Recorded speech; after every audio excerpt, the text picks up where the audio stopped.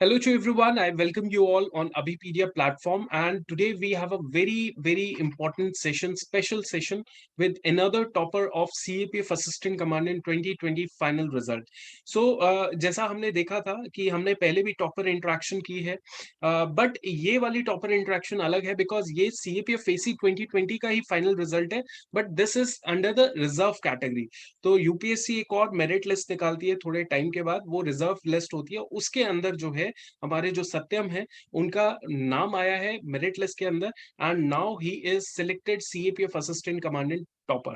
Right, so हम लोग इनसे बात करेंगे, बहुत सारी चीजें हैं जानने के लिए। एक हिंदी बैकग्राउंड का स्टूडेंट है, कितने सारे एग्जाम्स दिए, कितने साल तक एग्जाम्स दिए, और अब इनके पास ऑप्शन ही ऑप्शन है कि कौन सा मेरे को अब अल्टीमेटली किस रास्ते में जाना है गवर्नमेंट एग्जाम के अंदर। राइट, तो Satyam, over to you, congratulation first of all. Thank you so much sir. Okay, so Satyam बहुत ही हम्बल है, हमसे बात की, और इन्होंने खुद बोला कि I just want to share my strategy, my journey of what I have experience during this exam period. तो इसी इसके साथ हम लोग सत्यम से पहला सवाल तो मैं आपसे यही पूछूंगा कि सत्यम आप अपने बारे में कुछ बताइए। सर मेरा नाम सत्यम मिश्रा है और मेरी स्कूलिंग 12th मैंने जवाहर नवोदय विद्यालय से की है।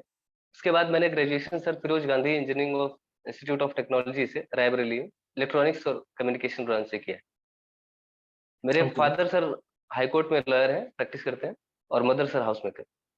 अच्छा, तो सत्यम ये गवर्नमेंट सेक्टर में जाने का मोटिवेशन कहाँ से आया? सर सच बोलूं तो 2018 लास्ट ईयर में था मैं। हाँ उस हाँ। टाइम तक मुझे ये नहीं था कि गवर्नमेंट जॉब में जाना है। लेकिन सर जब मैं पास आउट हुआ तो उसके बाद मुझे यहाँ आया इलाहाबाद में। मैं आया सर, यहाँ देखा कि मतलब एक माहौल भी था और मुझे भी लगा कि गवर्नमेंट सेक्टर मतलब सेफ, ज्यादा सेफ है अगर जॉब सिक्योरिटी की बात करें, और प्रेस्टीज, एक सोशल रिस्पेक्ट भी ज्यादा है। तो सर हम्म। मैंने फिर वही देख के स्टार्ट किया, और वो कि मैं भी कोशिश करता हूँ, और स्टार्ट कर दिया। चलो ठीक है। तो सत्यम, जैसे आपने इंजीनियरिंग की है तो वहां पे कुछ प्लेसमेंट वगैरह का ऑप्शन मिल रहा था या नहीं मिल रहा था, तभी सोचा कि चल गवर्नमेंट में ही ट्राई करके देख लेते हैं? ऐसा कुछ था कि सर ऑप्शन था प्लेसमेंट का?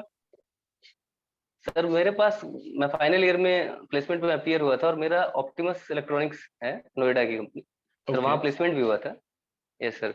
तो उस प्लेसमेंट के बाद सर, क्योंकि ज्वाइनिंग में टाइम होता है आपके विश में, तो प्लेसमेंट होने में और ज्वाइनिंग में आपको टाइम होता है, तो उस ड्यूरेशन में मैं आया था। वहीं हम्म। से सर मैंने इधर गवर्नमेंट सर्विसेज की तरफ कर लिया। Okay, right right right. तो सत्यम, एक ये सवाल आता है कि आपने मुझे पहले ही बताया था कि मैं सर हिंदी मीडियम से आता हूँ और मैंने हिंदी में ही अपना प्रिपेयर किया था। तो उस टाइम पे जब आपने डिसाइड किया कि मेरे को सीएपीएफ पेपर टू हिंदी में देना है, राइट, और जो पेपर टू के 80 मार्क्स हैं वो आपको हिंदी में लिखने पड़ेंगे, बाकी सारा इंग्लिश में लिखना पड़ेगा। तो उस टाइम पे आपको रियलाइज नहीं हुआ कि कहीं ना कहीं मैं पीछे जा रहा हूँ बाकी स्टूडेंट से जो इंग्लिश मीडियम वाले हैं, क्योंकि उनके पास कंटेंट बेटर रहता है, उनके पास कोर्सेज जो होते हैं वो बहुत सारी सुविधाएं बेटर होती हैं as in comparison to Hindi medium student. तो उस टाइम पे क्या रियलाइज हुआ आपको? सर यही देख के मैंने 2019 का अटेम्प्ट जो था, वो मैंने कोशिश की कि मैं इंग्लिश में लिखूं। पर अगर आपका मीडियम जैसा होता है कि आप अगर उस चीज को उतना अच्छे से एक्सप्रेस नहीं कर पा रहे हो, तो आपको मार्क्स नहीं मिलने वाले यूपीएससी में। तो आपके लिए ये ज्यादा इंपॉर्टेंट है कि आप अपनी चीजें, अपनी बात किस तरह एक्सप्रेस ज्यादा अच्छे से किस मीडियम में कर सकते हो। और मैंने देखा कि मैं वो रिटर्न नहीं क्वालिफाई किया 2019 का। तो और 2020 में मैंने अपनी वापस, मैं क्योंकि जिस मीडियम से था और जो चीज मुझे आसानी से थी, आसानी से मैं लिख सकता था अपनी बातें, तर मैं इसलिए फिर हिंदी मीडियम मैंने ऑप्ट किया, और मैं हिंदी से ही सेकंड पेपर 2 मैंने सर हिंदी में लिखा। अच्छा, 2019 में भी आपने एग्जाम दिया था तो उसमें आपने मार्क्स वगैरह चेक किए थे, कितने मार्क्स आए थे आपके? सर 2019 का मैं, क्योंकि सर मेरा फर्स्ट अटेम्प्ट था, मुझे ज्यादा आइडिया नहीं था इस पेपर का, तो उतना सर मैं, मतलब पेपर भी अच्छा नहीं हुआ था। और सर पेपर 2 तो बोलूँ तो अगर 60 मार्क्स तो मेरे छूट ही गए थे, 140 अच्छा। तक ही अटेम्प्ट था। तो सर ये कंफर्म था कि होना नहीं उसमें कुछ आइडिया, तो इसलिए उतना ध्यान भी नहीं दिया। ओके। 2020 की प्रिपरेशन होगी। Okay, okay, okay, right. तो सत्यम, अभी हम लोग स्ट्रैटेजी से चलने से पहले, स्ट्रैटेजी की तरफ जाने से पहले हम लोग एक चीज़ और डिस्कस कर लेते हैं कि अभी आपने कितने अपने जर्नी के दौरान कितने महीनों की, सालों की जर्नी थी ये पूरे कॉम्पिटिटिव एग्ज़ाम की अगर बात करें, और कितने कॉम्पिटिटिव एग्ज़ाम अभी तक आप दे चुके हैं, क्वालीफाई कर चुके हैं, और अभी आपके सामने कितने कॉम्पिटिटिव एग्ज़ाम्स का रिज़ल्ट सामने पड़ा हुआ है, जिसमें सिलेक्टेड हैं आप? सर मैं 2018 से जैसा बोला स्टार्ट किया था मैंने, तो मैं सर सबसे पहला एग्जाम तो मैंने सर यूपी पुलिस का कांस्टेबल लेवल पे दिया था, और सर वो अच्छा। उसमें मैं फिजिकल आउट हो गया था। यस अच्छा, सर। मतलब आपने और वो कांस्टेबल मैं इंजीनियरिंग करने के बाद फिर कांस्टेबल का एग्ज़ाम दे रहे हो आप, है ना? Yes sir, government job. दरअसल इंजीनियरिंग का सर जो नॉर्मल माइंडसेट होता है कि सब चल रहे हैं तो मैं भी चल रहा हूँ, इस तरह था। तो ऐसा अच्छा, इसलिए यहाँ आया, तो यहाँ यहाँ था कि पहला एग्जाम है, ट्राई करते हैं एक गवर्नमेंट सेक्टर में, सुन रखा ओके। था ऐसा। तो सर रिटर्न में क्वालिफाई भी किया, हाँ, पर हाँ। फिजिकल सर मैं 13 सेकंड से फाइनल नहीं हो पाया मेरा। और मैं दुख हुआ थोड़ा, उसमें भी लगा कि एक जॉब मिल जाती फिर आगे ट्राई करते। और सर मुझे लगता है सर लोअर मिडिल क्लास के जो लड़के हैं, मैक्सिमम के दिमाग में एक जॉब सिक्योरिटी रहती है, अभी नॉर्मल जो है।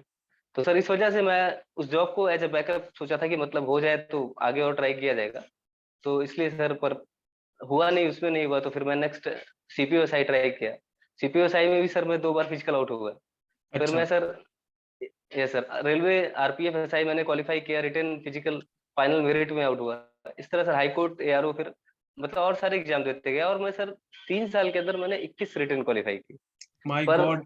अच्छा, ठीक है।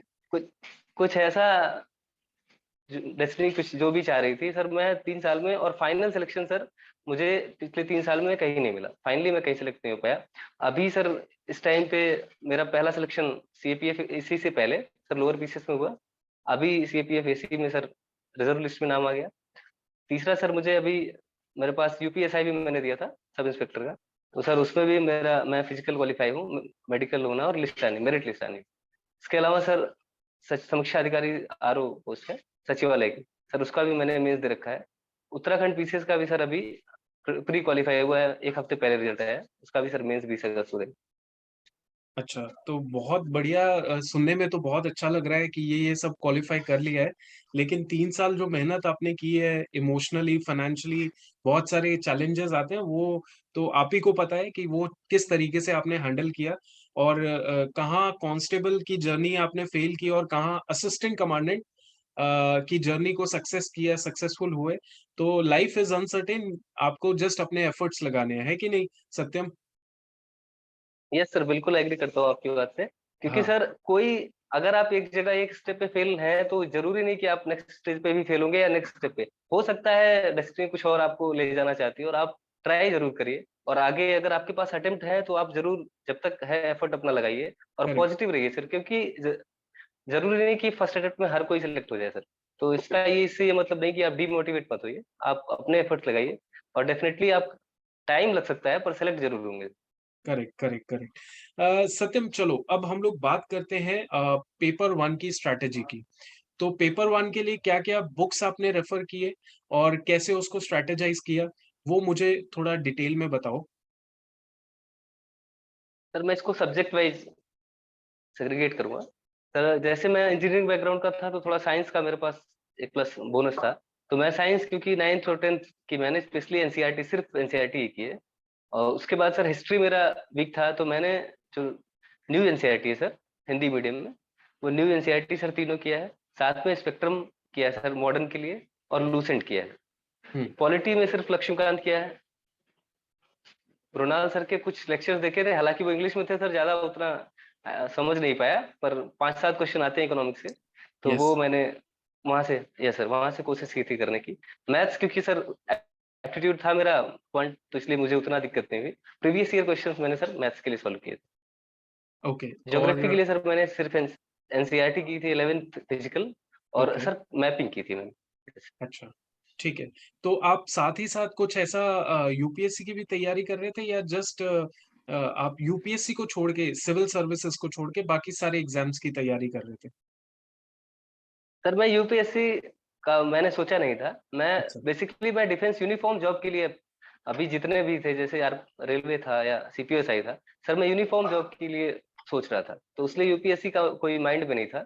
सर मैंने सीडीएस भी दिया, उसका भी 3 बार रिटन क्वालिफाई किया, पर एसएसबी सर मैं क्रैक नहीं कर पाया। तो सर वो इसलिए मैं सर यूपीएससी छोड़ के बाकी सारे एग्जाम्स की तैयारी कर। ओके, ठीक है। आप मुझे ये बताओ कि जैसे पेपर 1 में आपने ये जो बुक्स बताई हैं, जैसे for example you were telling about the themes, है ना? थीम्स 1, 2, 3 आपने पढ़ा यस है, सर। हिंदी में पढ़ी है और बाकी जो है लक्ष्मीकांत भी आपने हिंदी में ही पढ़ी होगी। यस सर, बिल्कुल। अच्छा, ठीक है। तो पेपर 1 के अंदर आपने कितनी बार रिवाइज़ किया इन किताबों को या फिर इनके कुछ नोट्स बनाए आपने? जैसे थीम्स है, थीम्स के आपने कुछ नोट्स बनाए या वहीं पे किताबों के अंदर ही पढ़ना शुरू कर दिया? ऐसा कुछ कोई इनपुट जो आप देना चाहते हो पेपर 1 के लिए, स्टूडेंट्स के लिए? सर मैं नोट्स उतना ज़्यादा तो नहीं बनाता था, तो इसलिए हाँ, सर मैं वो बुक में ही हाइलाइट कर लेता था और सर स्टिकी नोट्स का यूज़ करता था, जो मुझे इम्पोर्टेंट पॉइंट जो प्रीवियस ईयर सॉल्व करते समय या ऐसा लगते थे, सर वो उनको मैं वहीं साइड में लिख लेता था। तो अच्छा, मैं सर बुक से ही बेसिकली यस सर, बुक को ही हाइलाइट करता था और रिवीजन भी मैं उसी से करता था। रिवीजन सर इसमें इस एग्ज़ाम के लिए मस्ट है और कम से कम सर अगर आप 3 से 4 बार अगर बुक को रिवाइज़ करिए, तो मुझे लगता है आप वहाँ एग्ज़ाम में परफ़ॉर्म कर सकते हैं अच्छा। मैंने सर हिस्ट्री की बात करूँ तो कम से 5 बार मैंने ये की थी, तीनों थीम्स की एनसीईआरटी और 3 बार मैंने सर स्पेक्ट्रम किया था, एग्ज़ाम से अच्छा, पहले से। ठीक है। और पेपर 1 के अंदर आपके कितने मार्क्स आ रहे थे? मतलब अभी तो सर मार्क्स आ गए हैं सर, हाँ, 139 मार्क्स थे मेरे, 139.6 पेपर अच्छा 1 में और 139 91 मार्क्स मेरे यस, पेपर 2 में, ठीक 91 है। मार्क्स मेरे पेपर 2 में। अच्छा पेपर 1 में आपने कितना आप एक्सपेक्ट कर रहे थे कि पेपर 1 में इतने मार्क्स तो आने ही चाहिए, जैसे आपने अपने हिसाब से आंसर की चेक की होगी तो? सर आंसर की मैं 135 प्लस मुझे एक्सपेक्टेशन थी, पर 136.7 पर वो 2 मार्क्स एक्स्ट्रा मिले, मतलब यूपीएससी की आंसर की जब आई, तो वो अच्छा, 139 मतलब ऐसे अच्छा, 135 प्लस तक मैंने सोचा। ओके। और पेपर 1 के लिए आप कितना टाइम डिवोट करते थे? ऐसा कुछ होता था? कुछ time devotion towards paper 1? Sir मैंने ये डिसाइड किया था कि पेपर 2 का मैं एक ऐसे कम से कम अगर कुछ नहीं कर रहा हूँ तो पेपर 2 के लिए मैं जो साथ में न्यूज़पेपर पढ़ रहा हूँ उसके साथ में ऐसे एक जरूर लिखूँ। बाकी टाइम सर मैक्सिमम टाइम मैं कोशिश करता था एग्जाम से 2 महीने पहले मैंने सर वो वहां तक 4 से 5 घंटे पेपर 1 के लिए मैंने दिया है। अच्छा, ठीक है, यस राइट। नाउ चलो हम लोग चलते हैं अब पेपर 2 के ऊपर। तो पेपर 2 में किस तरीके की आपकी स्ट्रैटेजी थी? और ये स्ट्रैटेजी ऑब्वियसली हिंदी मीडियम वाला ज़्यादा फ़ॉलो करेगा। हिंदी मीडियम वाला बच्चा और टॉपर बहुत ही कम होते हैं। हमने जितने भी टॉपर इंटरैक्शन किए सब इंग्लिश मीडियम वाले ही थे। तो आई थिंक आप पहले होंगे, एक्सक्लूसिव होंगे, तो उसको बहुत ही अच्छे से समझ के ये स्ट्रैटेजी बताइएगा पेपर 2 की स्ट्रैटेजी हिंदी मीडियम स्टूडेंट्स के लिए, जो आपने फ़ॉलो की। पेपर 2 सर क्योंकि हिंदी मीडियम वालों के साथ आपने बताया रिसोर्सेज कम है, रिसोर्सेज थोड़ा सा कम है, इस चीज को मैं एग्री करता हूँ।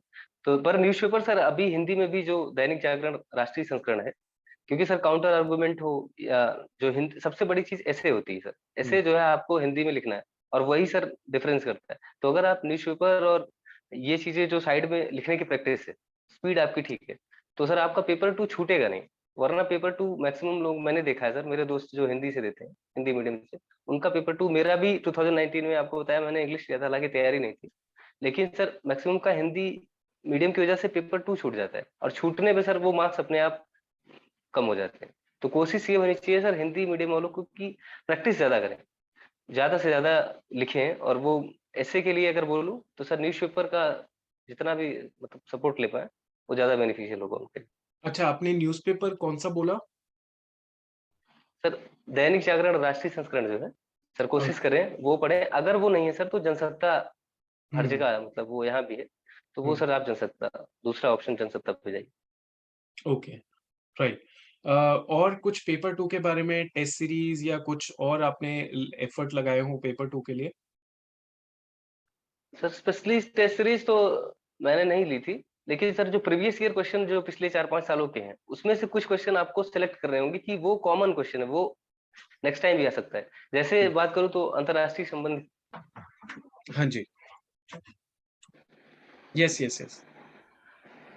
बात करें सर जैसे आंतरिक सुरक्षा है या अंतर्राष्ट्रीय संबंध है, इन पे क्या सर कॉमन 2-3 सालों में 1-2 ऐसे ज़रूर आते हैं। तो सर इसकी प्रैक्टिस मतलब मैंने उनसे खुद से लिख के ज़्यादा की है। मतलब उनको ज़्यादा, और वो 1-2 जो दोस्त मेरे हैं उनको दिखाया भी मैंने।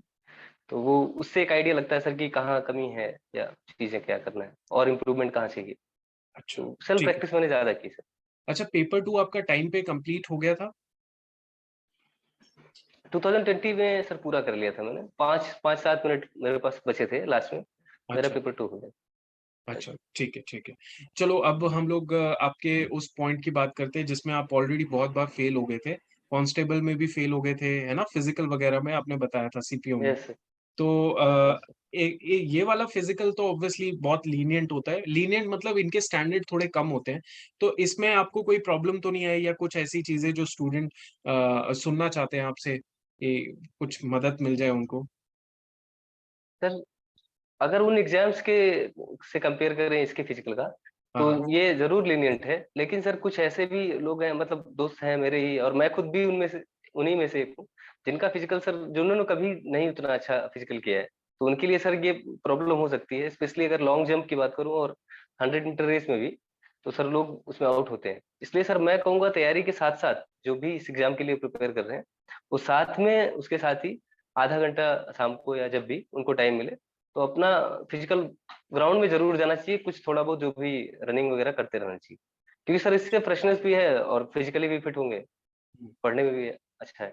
अच्छा, ठीक है। तो आपने फ़िज़िकल के लिए फ़िज़िकल और मेडिकल के लिए कुछ जैसे कुछ टिप्स देना चाहते हो स्टार्टिंग में कुछ कि ऐसे-ऐसे आपको ख़्याल रखना पड़ेगा सारी चीज़ों का? सर फिजिकल में एक जब डेट आती है, आप तब भी अगर थोड़ा भी आपने पहले किया है तो आप कर सकते हैं। जिनका हुँ, फिजिकली जो फिट हैं ऑलरेडी, वो सर तब भी करेंगे तो हो जाएगा। लेकिन सर ध्यान इस बात का रखना है कि इंजरी लास्ट टाइम पे ना हो जाए। हुँ। क्योंकि 1-2 दोस्त ऐसे भी मेरे साथ में थे जिनका लास्ट फिजिकल आज है और 3-4 दिन पहले उनको पैर में उनकी दिक्कत हो गई, तो वो जा ही नहीं पाए। तो इस अच्छा, क्योंकि सर वहाँ आपको ऑप्शन नहीं मिलता, डेट सर अच्छा, एक्सटेंड नहीं करते वो फिजिकल का। तो आपका अगर, इसलिए आप उसको, जिनकी भी है, वो कोशिश करें कि फिट रहें, और प्रैक्टिस थोड़ा कम रहे चलेगा, फिटनेस ज़रूर, मतलब जो इंजरी से बचे, तो फिजिकल सर आसानी से क्लियर हो हाँ, जाएगा। इसमें एक चीज़ और भी है कि चाहे जितना भी स्टूडेंट फिज़िकली फिट है, लेकिन उसको स्पेशल प्रैक्टिस करने की ज़रूरत है 100 मीटर रेस और अपना लॉन्ग जंप के अंदर। लॉन्ग लॉन्ग जंप में जंप, तो यस सर, सबसे ज़्यादा रिजेक्शंस होते हैं। वो स्टूडेंट्स के भी यस होते सर, हैं जो कॉन्फिडेंस में होते हैं कि हाँ, मैं तो निकाल लूँगा क्योंकि मैंने मेहनत की है। तो वहाँ पे you have to be very careful कि हाँ, लॉन्ग जंप के अंदर 19-20 ना हो जाए, राइट? तो वो चीज़ के बारे में भी क्योंकि ज़्यादातर उसी वजह से रिजेक्शन होता है। और ऐसे स्टूडेंट्स होते भी हैं जो फिज़िकल अपने आप को प्रूफ नहीं कर पाते हैं। बेशक वो फिज़िकली फिट होते हैं लेकिन कहीं न कहीं उनसे नहीं हो पाता है। तो उसमें भी बहुत ध्यान से आपको वो सारी चीज़ें इंश्योर करनी पड़ती हैं कि आप फिज़िकल अपने आप को इतना लेवल पे प्रिपेयर कर लो कि आगे जाके ओवर कॉन्फिडेंस ना हो जाए या अंडर कॉन्फिडेंस ना हो जाए। Yes sir. है ना? कॉन्फिडेंस होना अच्छा है सर, पर ओवर कॉन्फिडेंस भी वहाँ नुकसान दे देता है कभी-कभी। जी। तो इसलिए जी, सर जी, जी। कॉन्फिडेंट रहिए, और अपना बेस्ट दीजिए वहाँ पे। और थोड़ा-सा घबराहट होती है जो सर, क्योंकि हाँ, हाँ। लाइन वो क्रॉस और लाइन पे गिर जाना, ये थोड़ा-सा वो हाँ, नेचुरल है सर, होता है उस टाइम पे।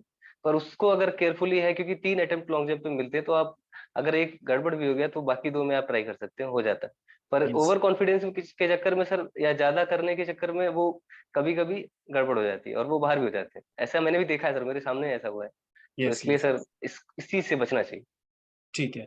और अब चलते हैं अल्टीमेटली आपका जो स्टेप था दैट इज़ इंटरव्यू। तो इंटरव्यू के लिए क्या आपने कुछ तैयारी की थी या चलो देखा जाएगा, ऐसा कुछ था? इंटरव्यू की तैयारी करनी भी पड़ती है। नहीं सर, बिल्कुल करना चाहिए, और वो एक इम्पोर्टेंट पार्ट भी है इसका सिलेक्शन का, क्योंकि 150 मार्क्स के हैं इंटरव्यू आपका। हुँ, हुँ। और वो इसलिए आप उसके लिए तो, बल्कि मैं कहूँगा कि उस टाइम नहीं, बल्कि पहले से ही उसमें थोड़ा बहुत उसके बारे में ज़रूर जानकारी लेना चाहिए, देखना चाहिए वीडियोज़ वगैरह, और जहाँ से भी डिफेंस रिलेटेड न्यूज़ से अवेयर होना चाहिए आपको। और क्योंकि इंटरव्यू सर जब होता है, तो आपको एक डिटेल एप्लीकेशन फॉर्म यूपीएससी हमेशा भरवाती है। उस डिटेल एप्लीकेशन फॉर्म का सर अपना, क्योंकि हम खुद भर रहे होते हैं, तो वो एक्सपेक्ट करते हैं कि हमको उसका आइडिया, हमने जो भरा है वो जेन्युइन है, और उसका आइडिया हमको होना चाहिए। तो उसके लिए सर अगर गाइडेंस मिल जाए तो सबसे और अच्छा है उसमें।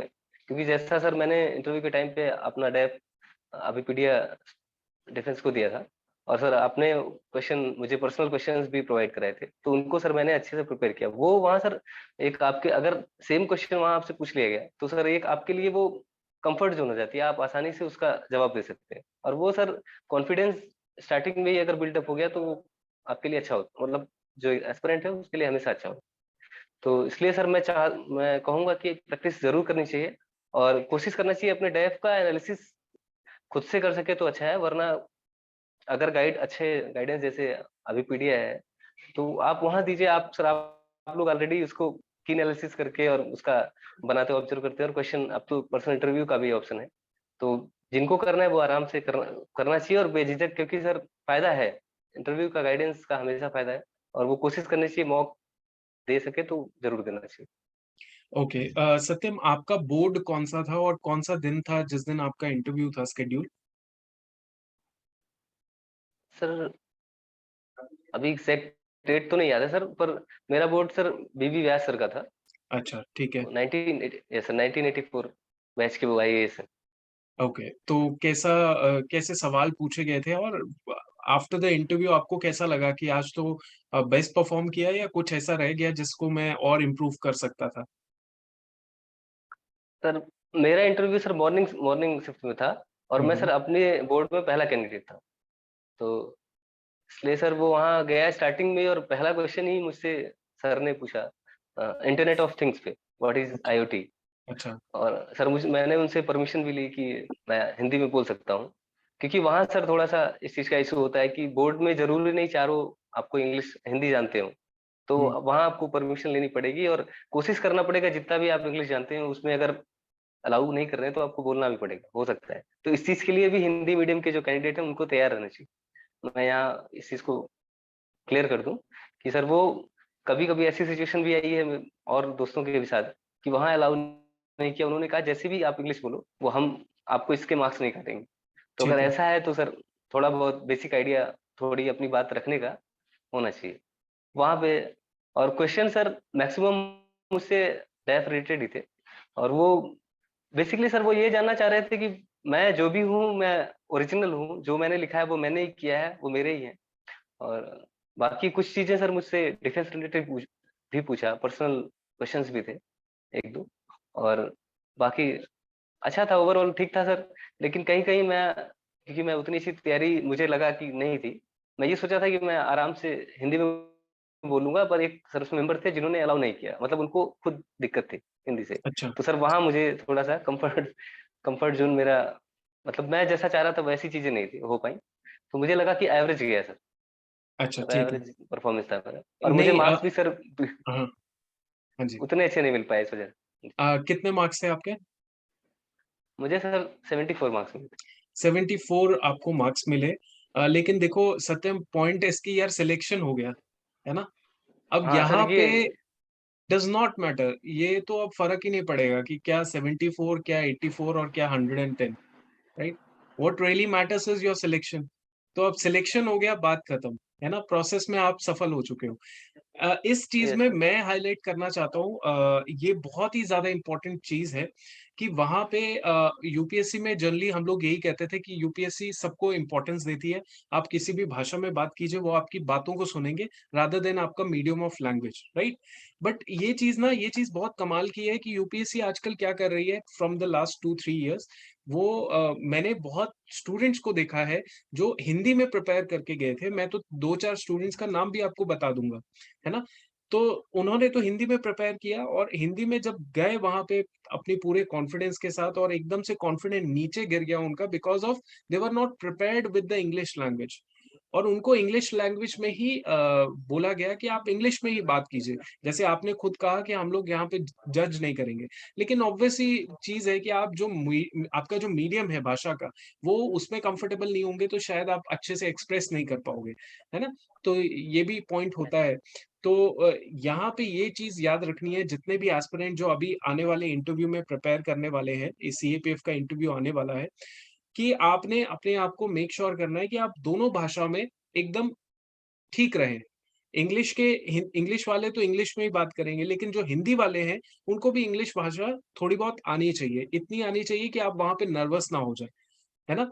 और शायद वो नहीं चेक करते होंगे कि हाँ, आपको इंग्लिश आती है कि नहीं। पर वो ये ज़रूर चेक करते हैं कि ये स्टूडेंट स्ट्रेस वाली सिचुएशन में, प्रेशर वाली सिचुएशन में कैसे अपने आप को बैलेंस रखता है और आंसर देता है। ये ज़रूर आपको चेक एक्चुअली सर करते हो। यही हाँ, बिल्कुल सर। बट ये हम लोग सर नहीं वो समझ मुझे पाते। लगा है, हाँ, सॉरी, मुझे लगा सर वो यही चीज़ चेक करना चाहते हैं कि आप अपनी चीज़ें अपने हिसाब से अकॉर्डिंग सारी चीज़ें की है आपने। और अगर आपको आपकी कंडीशन जो भी सिचुएशन है आपके फ़ेवर में नहीं है, तो आप कैसा रिस्पॉन्स कर रहे हो? तो इसलिए सर मुझे लगता है कि वो अलाउ नहीं करते कि देखें अगर इसको हिंदी ये हिंदी प्रिपेयर है हिंदी मीडियम से और इसको मैं इंग्लिश में अचानक से बोलूँ तो इसका रिस्पॉन्स अब कैसा होगा? तो मेबी वो बेनिफिशियल भी हो कैंडिडेट के लिए पर मेजॉरिटी ऑफ द स्टूडेंट्स में सर घबरा जाते हैं उस सिचुएशन में। हाँ, ये और वो बेनिफिशियल है, पर अगर स्टूडेंट समझे, ये बेनिफिशियल है यस सर, हिंदी मीडियम वाले स्टूडेंट्स के लिए कि अगर मान लीजिए वो आपको इस सिचुएशन में लेकर आ रहे हैं ना, तो आपसे वो ज़्यादा डिफिकल्ट क्वेश्चंस पूछेंगे नहीं। आपसे शायद सत्यम ज़्यादा डिफिकल्ट पूछे हों या ग्रिलिंग क्वेश्चन पूछे हों, मुझे आपका नहीं पता। लेकिन ज़्यादातर सिचुएशन में ऐसा होता है कि अगर आपको ऑलरेडी ऐसी सिचुएशन में डाल रहे हैं जो थोड़ा मीडियम चेंज करने वाली है, तो वो आपसे ज़्यादा मुश्किल सवाल नहीं पूछेंगे। आपको ज़्यादा वो ग्रिल नहीं करेंगे या पकड़ के रखा है और फ़ॉलो अप सवाल पूछ रहे हैं। आप पहले ही स्ट्रेस सिचुएशन में हैं, तो वहाँ पे हैंडल कर लीजिए, बाकी सारा इंटरव्यू आपके फ़ेवर में जाएगा। तो ये हमें थोड़ा ध्यान रखने की ज़रूरत है, आगे जो भी इंटरव्यू आने वाले सीएपीएफ हैं, उनको इस चीज़ का ध्यान रखना है। बाकी सत्यम इसमें यार लॉजिक ये भी बैठता है ना कि आप आगे जाके असिस्टेंट कमांडेंट बनने वाले हो, है ना? आप डील करोगे 150 लोगों के साथ, 200 लोगों के साथ जो आपकी ऑर्डर सुनेंगे, ओबे करेंगे आपका ऑर्डर। तो उस यस सर, मैन पावर के अंदर शायद वो नॉर्थ इंडियन भी होगा, साउथ इंडियन भी होगा, नॉर्थ ईस्टर्न साइड का भी होगा, कोई कहीं ऐसी जगह का भी होगा जिसको हिंदी का कुछ नहीं आता, है ना? हिंदी नहीं आती है, तो उसको इंग्लिश आती है, तो उस सिचुएशन में आपने उस मैन पावर के साथ कैसे बात करनी है, उसमें तो आपको सक्षम होना पड़ेगा। आप ये तो नहीं बोलोगे कि मेरे को इंग्लिश नहीं आती तो आई कैन नॉट कमांड, है ना? तो यहाँ पे डिफेंस यस सर, फोर्सेस के अंदर ना बिकॉज़ ऑफ डाइवर्सिटी लीडर को एक्सपेक्ट किया जाता है कि उसको सक्षम होना पड़ेगा कम्युनिकेशन के अंदर। ये इतना एक्सपेक्ट किया जाता है। तो ये चीज़ हमें भी इंश्योर करनी पड़ेगी। This is the need of an hour, right? Yes yes. Correct? चलो, ठीक है सत्यम। और लास्ट में मैं आपसे यही पूछूँगा सत्यम, 3 साल की जर्नी कांस्टेबल से फेलियर लेके फिर पता नहीं और कितने 21 एग्ज़ाम रिटन क्वालीफाई किए तो आगे जाके आगे भी गए होंगे आप, है ना? तो ultimately you got the gazetted officer rank assistant commandant का। तो मेरा सवाल तो यही है कि खुद को और पेरेंट्स को लेके कैसा आपको लगा? उनका इंप्रेशन, खुद का इंप्रेशन क्या था आपका, जब ये नाम आपको दिख गया सामने? सर जब मेरिट रिजर्व लिस्ट मैंने देखी पहले तो सर वो क्योंकि मेरा सीरियल नंबर 21 पे मेरा नाम था। तो पहले तो सर ये क्योंकि मार्क्स पहले ही हो चुके थे और मैं एक मतलब मेरे 304 मार्क्स थे और हुँ, 305 पे सिलेक्शन था। तो सर मुझे ये था कि चांसेस हैं मेरे मतलब मैं हो सकता हूँ। बट जब तक क्योंकि इतने एग्जाम्स में सर फेल हो चुका था और ऐसे एक एक दो दो नंबर से भी हुआ हूँ फाइनल मेरिट और कि सर वो जब तक हो ना जाए लिस्ट में नाम ना आ जाए तो एक मन में दुविधा थी इसकी। और वो सर पर जब फाइनली देखा कि लिस्ट में नाम आ गया तो सर बहुत खुशी हुई और सबसे पहले पापा को बताया। उनको भी बहुत खुशी हुई कि फाइनली आज सेलेक्ट हो गया है। और ये चीज सर पूरे घर में खुशी की सबके लिए खुशी की बात थी सर कि आज गेस्टेड हो गया मैं गेस्टेड ऑफिसर हूँ। अच्छा, ठीक है। तो हमें भी बहुत खुशी है सत्यम, एंड आप इसी तरीके से थैंक यू। अपनी जो जर्नी है आगे जाके असिस्टेंट कमांडेंट बनेंगे और बहुत सारी चीज़ें आप करते रहिए। कीप हसल, है ना? आपका जो हसल है, जो एक्सपीरियंसेस हैं, ये चीज़ें चलती रहनी चाहिए। और आज आपके पास 2-2 ऑप्शन है कि यार मैं ये चूज़ करूँ, ये चूज़ करूँ, ये चूज़ करूँ। तो ये ऑप्शन तभी आते हैं जब आप कंटिन्यूअस अपना हार्ड वर्क करते रहते हो, राइट? तो यस आप you are basically a example for all the students जो 2-3 साल से फँसे हुए हैं, कुछ आगे दिख नहीं रहा है, बट एंड रिजल्ट अगर फँसे रहेंगे और काम करते रहेंगे तो एंड रिजल्ट सत्यम जैसा होगा, ये 100% गारंटी है, राइट? यस है ना? तो final words from Satyam, yes sir. Final words आपकी तरफ से कुछ? सर मैं यही कहना चाहूंगा जिनको अभी अगर पिछले 2 4 6 महीने साल में रिजल्ट नहीं आ रहा है वो होपलेस ना हो। वो हुँ, हुँ। अपने वो पॉजिटिव रहें और लक तब तक लगे रहें जब तक उनका फाइनल रिजल्ट हो नहीं जाता। यकीन रखें खुद पे, मेहनत करते रहें, 100% आने वाले टाइम में उनका रिजल्ट मुझसे क्या, मुझसे बहुत अच्छा होगा, और जो वो चाहते हैं वो पोस्ट, वो प्रोफाइल उनको मिलेगी। और चल अभी से सर उन ऐसे कैंडिडेट्स के लिए ऑल द बेस्ट। चलो ठीक है सत्यम, एंड आपसे बात करके बहुत अच्छा लगा, और congratulations once again. Wish you all the very best of luck. Thank you sir, Right? Thank you. Thank you. Thank you, sir.